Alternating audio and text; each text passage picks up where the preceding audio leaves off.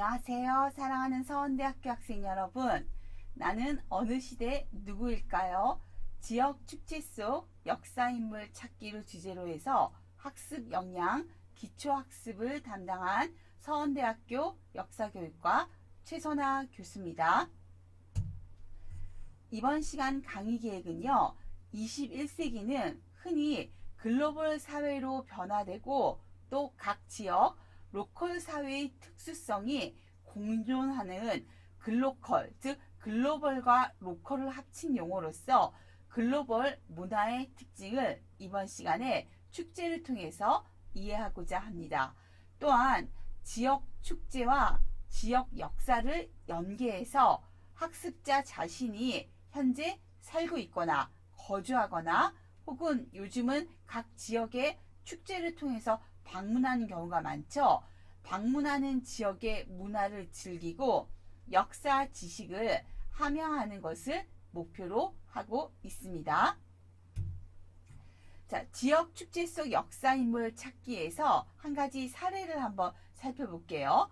흔히 여러분들이 춘향제라고 하면은 역사 소설로 남아있고 또 그 소설이 많이 이렇게 판소리라든가 이런 걸 통해서 오늘날까지 많이 알려진 춘향전, 즉 이몽룡과 춘향이라고 하는 인물이 조선 시기 때 신분의 차이를 넘어서 사랑을 이루는 지역의 이야기가 남아있고 이것이 역사적인 시대 배경과 또 문화적인 요소로 같이 연결되어서 오늘날까지 춘향제라고 하는 축제로 남아있는데요. 즉 문화를 통해서 다양한 지역의 가치 창출이 강조되고 있는 것이 오늘날 사회의 특징입니다. 또한 남원이라든가 혹은 우리 대학이 있는 청주라든가 이런 어떤 지자체에서 지역 자원을 활용한 역사 문화 콘텐츠 개발에 노력을 하고 있습니다. 그리고 이러한 역사 문화 콘텐츠가 크게 드러나는 것이 지역의 축제이기 때문에요. 지자체에서는 지역 축제 개발에 노력을 하고 있습니다. 따라서 지역 축제에서는 지역의 독특한 정체성을 표현하는 프로그램이 필요하다라고 볼 수 있습니다. 자, 그러면 지역을 대표할 만한 유물이나 유적, 문화재가 다 모두 포함되는데요. 예를 들면 우리나라 같은 경우는 전 세계에서 고인돌이 가장 많은 국가의 하나로 손꼽히거든요. 따라서 강화군의 고인돌 문화축제라는 것을 통해서 과연 선사 시기 때 고인돌이 신분제로 넘어가는 이전하는 사회에서 즉 지배층이 사망했을 때 그 사람을 매장하는 문화를 통해서 큰 돌을 숭배하는 고인돌을 만드는 거석 숭배 문화와 연결지을 수 있습니다. 즉 지역을 대표할 만한 유물이나 유적, 문화재 또한 인물, 과학기술, 특산품들을 내세운 지역 축제를 개최를 하고요. 또 이를 통해서 그 지역을 방문하는 방문객 수가 늘기 때문에 지역 경제가 활성화되고 지역 이미지가 향상됩니다. 또한 이것을 통해서 각 지역의 주민들이 우리 지역에 이러한 문화재가 있구나라고 하는 사실을 통해서 주민 화합이 도모가 되고요.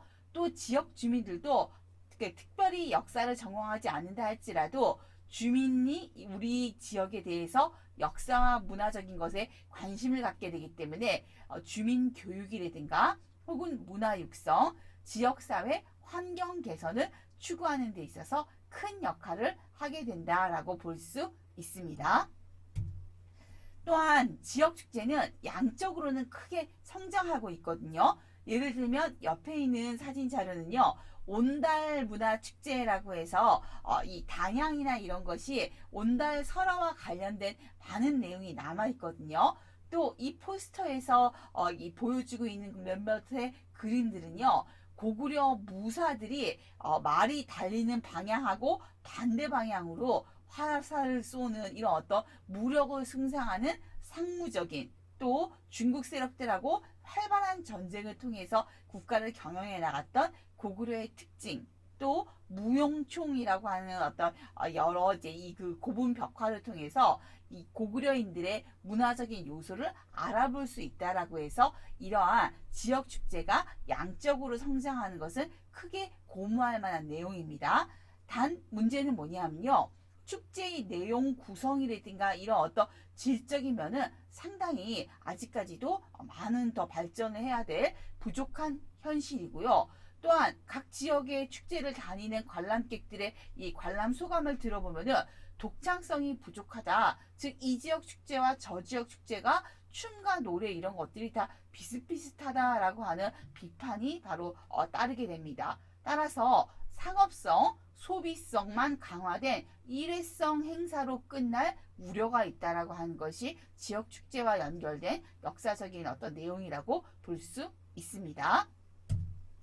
자, 따라서 축제 문화 발전에 학문적이고 사회적인 토대 마련이 필요한데요. 예를 들면 옆에 있는 사진 자료는 철원 지역을 포함해서 이 철원 지역은 궁예라고 하는 인물이 후고구려 태봉이라고 하는 국가를 바로 세우게 되면서 대거 이 지역을 수도로 삼았던 이런 역사적인 내용을 배경으로 해서 궁예왕 어가 행차라고 하는 것이 오늘날에도 축제로 이루어집니다. 따라서 이 지역이라든가 혹은 각 지역의 어떤 여러 역사 문화를 통해서 축제를 하는 시민들의 자발적인 참여가 상당 부분 아직까지는 부족하다라고 볼 수 있습니다. 즉, 각시, 청주면 청주, 철원이면 철원, 단양이면 단양 이런 어떤 기관, 국가기관 주도적인 위에서 아래로 명령을 전달하는 것을 상부하달이라고 표현하거든요. 상부하달 시 축제 행사가 벌어지고 있는 것이 상당 부분 문제가 된다라고 볼 수 있습니다.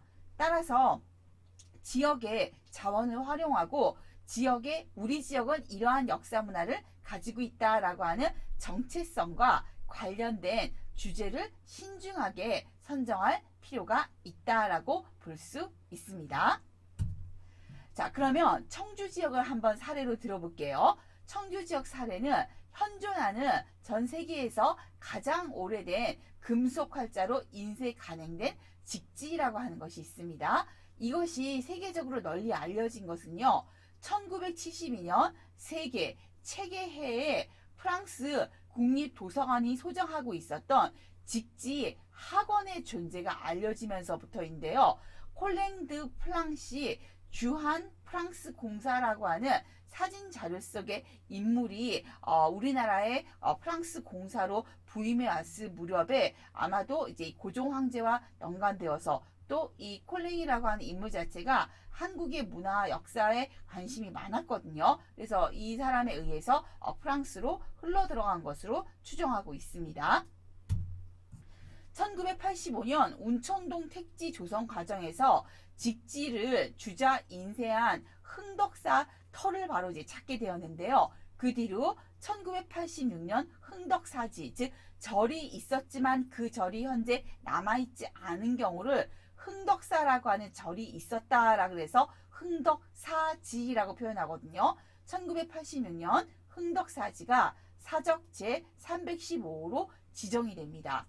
그리고 그 뒤로 1995년 청주 인쇄출판 축제가 개최가 되고 특히 직지는 청주에서 만들어졌지만 청주 흥덕사에서 만들어졌지만 현재 소장하고 있는 것이 그 조선 말기 대한제국 시기를 거쳐서 프랑스 공사 콜랭을 통해서 프랑스로 흘러 들어갔다고 바로 이제 알려져 있기 때문에 현재 우리가 갖고 있지 못하거든요.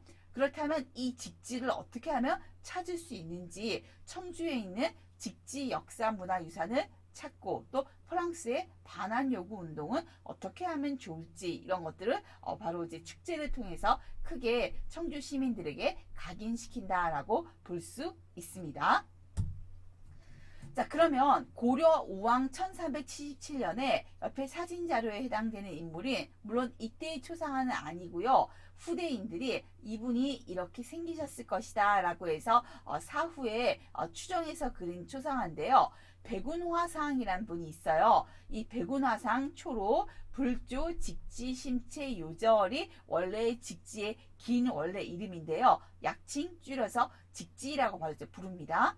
또한 이 백운화상 같은 경우는요, 크게 불교는 이론 불교인 교종 불교와 마음과 깨달음을 강조하는 선종 불교가 있는데, 선종 불교를 바로 어떤 크게 따르는 승려들을 선사라고 표현하는데요. 선사가 불교에서 돌아가신 것을 입적이라고 표현하거든요. 이 백운화상 선사가 입적하신 지 3년 만인 1477년 당시 청주가 그 고려 같은 경우는 12개의 목이 있었다. 그래서 12목이라고 불리거든요.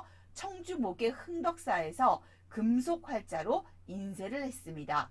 또한 이 사진자료 속의 백운화상은 3대, 즉 이 고려 조선을 통한 여러 이 선종 승려 중에서 뛰어난 분이 있는데, 그 중에 3대 선사 중에 한 명으로서 청주를 흐르는 무심천하고도 많이 연관이 되어 있는 이름인 선종불교에서 강조하는 마음을 모두 비우는 무심, 그리고 하나의 도, 불교라든가 이런 어떤 큰 진리를 향해서 가자라고 하는 무심일도를 주장하신 분이다라고 보시면 됩니다. 자, 그리고 경상북도 안동 지역의 축제 사례를 한번 살펴보도록 할게요. 지역 설화로 당시가 고려 말이었는데 홍건적이라든가 왜구가 굉장히 많이 쳐들어왔고, 이것이 공민왕 개혁을 크게 바로 곤란하게 만든 요소가 됐었거든요.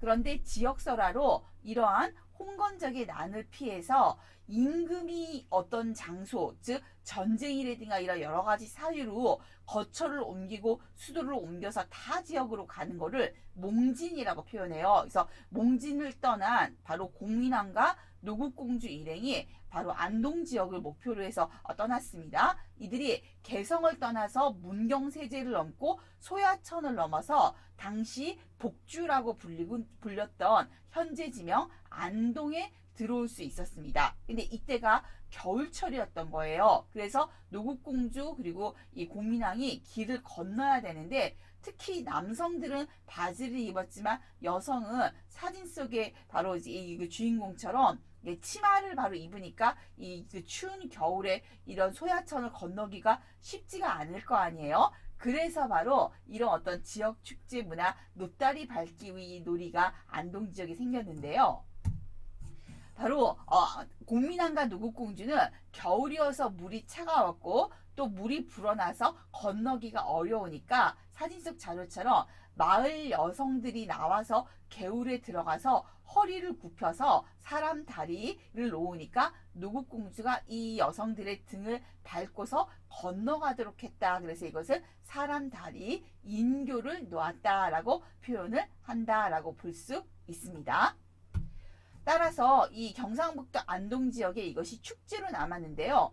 공민왕과 노국공주는 원래 만약에 홍건적이 심하게 쳐들어온다면 옆에 사진 자료가 공민왕 노국공주의 바로 이제 어진인데요. 이 안동을 지나서 당시 통일신라의 수도였고 과거 삼국시대 때 신라의 수도였던 경주로 피난할 예정이었습니다. 그런데 홍건적이 문경세제를 넘어서 공민왕을 추적하지 않았고, 또 좀 전에 봤던 대로 이 노다리 밟기 놀이라고 하는 것을 통해서 지역 주민들이 공민왕과 노국공주를 이렇게 환대하는 모습을 보이니까 안동 인심이 굉장히 좋다라고 하는 것을 후하다라고 표현하잖아요. 후해서 안동에 머물고 다음에 봄 개성으로 환궁을 바로 이제 할 그런 어떤 계획을 세우게 되었다라고 볼 수 있습니다. 자, 그러면 사루 속 역사 찾기, 지역 축제 속 역사 인물 찾기를 한번 살펴보도록 하겠습니다. 안동 지방 풍속에는 마을 여자들이 늙은이 젊은이 할 것 없이 밤에 떼를 지어 성 밖으로 나간다. 이들은 물고기를 꿰어놓은 모양으로 줄을 서서 엎드려 가는데 뒷사람이 앞으로 나감으로써 서로 끊임없이 잇대어 나간다. 그리고는 어린 계집아이 한 명을 엎드린 여자들의 등 위로 걸어가게 하고 좌우에서는 그 아이를 부축하는데 서로 주고받으면서 그 위를 왔다 갔다 하는 것이 마치 다리 밟기를 하는 것 같다. 어린 계집아이가, 즉 노국공주의 역할을 하는 어린 계집아이죠. 어린 계집아이가 이것이 무슨 달이지 하고 먼저 얘기하는 것을 선창이라고 표현하거든요. 선창하면 엎드려 있는 여자들이 청계산 노다리를 동교, 즉 바로 이 동으로 만든 다리, 노스로 동을 노시라 그러거든요. 그래서 청계산 노다리, 순 우리말입니다. 청계산 노다리지라고 대답하는 거를 화답한다라고 표현해요. 화답한다. 큰 길을 따라 혹은 동쪽으로 혹은 서쪽으로 왔다 갔다 하다가 밤이 샌 뒤에야 그친다라고 해서 동국 세시기에서 당시 이렇게 노다리 밟기 놀이가 안동 지역에 있었음을 기록으로 바로 남기고 있습니다. 자, 따라서 안동 지역의 축제 사례에서는요, 공민왕과 노국공주 때 이 노다리 밟기가 처음 생긴 것이 아니라 원래 이렇게 옆에 사진 자료처럼 우리나라는 뭐 어떤 추석이라든가 이런 어떤 명절 때 다리를 바로 건너다니는 다리 밟기 답교놀이가 있거든요. 이것이 공민왕과 노국공주 설화와 연계되어서 후대에 크게 발전하였고, 특히 조선시대 때는 여성을 많이 외출을 못하게 했잖아요. 이것을 축제 때 이런 다리 밟기 답교를 하는 것으로서 크게 바로 이제 여성들의 어떤 불만 요소를 해소시켜주는 역할을 하는 것을 축제로 바로 크게 변모시킨 것이 오늘날까지 남아있다라고 보시면 됩니다. 자, 따라서 경상북도 앙돈 지역 축제 사례는 남녀가 서로 만나고 자유롭게 바로 축제를 즐길 수 있는 남녀 상회가 답가 형식이었던 답교가 공민왕과 노국공주의 바로 이제 그 안동 지역으로 피신해간 몽진인 역사적 사실하고 결합되었고, 여성 폐쇄 사회인 조선시대에서 여성이 즐길 수 있는 유희의 전승구시를 하게 되었다라고 바로 보는 견해가 있습니다. 자, 다음 이번에는 충청북도 그 청주로 편입된 청원군 역할을 한번 살펴볼게요. 충청북도 청원군은 2014년 7월에 충북 청주시로 통합되었습니다. 그런데 이 청원군 내숲 초정리의 탄산 약수는 미국의 샤스타 광천, 영국의 나폴리나스 광천과 함께 세계 3대 광천수의 하나다라고 바로 묘사될 수 있는데요. 충청북도 청원군 내숲 초정리의 탄산 약수는 옆에 사진 자료 겨울철 모습입니다. 사람 몸에 유익한 미네랄이 풍부해서 동양의 신비한 물로 각광받고 있습니다. 또한 600년 이상의 역사를 지닌 세계적인 광천수로 동국여지 승남이나 혹은 조선왕조실록에 따르자면 세종대왕이 이곳에서 당대로서는 굉장히 이례적으로 117일 동안 머물면서, 특히 세종대왕은 훈민정음을 반포한다거나 국가 일을 열심히 하시고 또 책을 굉장히 많이 읽은 독서 광인 이런 어떤 군주셨거든요. 그래서 눈 상태가 좋지 않으셨어요. 그래서 안질, 즉 눈병을 고쳤다는 기록이 있습니다. 또한 초정약수 축제에서는 세종대왕 어가 행차 당시에 의상과 등장인물의 장엄한 어가 행렬을 재현하면서 세종대왕이 안식을 취하면서 피부병과 안지를 낫게 한 명약이 있는 신비한 장소가 충북 청주 청원군이다. 또 이러한 자랑스러운 역사와 건강이 만나는 이제는 청주로 편입된 청원군 내수 초정리 약수 이미지를 크게 부각시켰다라고 볼 수 있습니다. 또한 바로 이제 이러한 어떤 그 당시의 축제의 모습은요, 현재 역사 문화 축제는 역사성이 고증되지 않은 프로그램 운영으로 역사 문화 축제 본질인 어떤 역사 주제의 반영성이 흐려진다라고 하는 문제가 생길 수 있기 때문에 세종대왕 어가 행차 당시의 모습대의 의상 모습이라든가 혹은 임금의 말투라든가 왕비, 중전의 머리 모양이라든가 이런 것들을 충분히 역사 고증을 통해서 지역 축제 속 역사 인물을 바로 학습자들이나 혹은 그 지역을 방문하는 사람들이 잘 바로 찾을 수 있도록 하는 것이 오늘날 지자체의 바로 하나의 의무라고 볼 수 있고요. 역사를 가르치고 전공하는 사람들의 의무라고 볼 수 있습니다. 자, 또한 바로 이들은요, 세종대왕과 초정약수의 주제를 명확히 전달하고 정보를 제공해서 문화예술 체험을 통해서 관람객의 적극적인 참여와 관심을 유발해야 됩니다. 그리고 초정약수 축제에서는 세종대왕의 업적을 기리고 피부병과 안지를 치료한 초정약수의 우수한 효능을 알리는 내용을 뮤지컬로 표현하고 있습니다. 자, 그럼 마이크로러닝 여기까지 수업하겠습니다. 수고 많으셨습니다.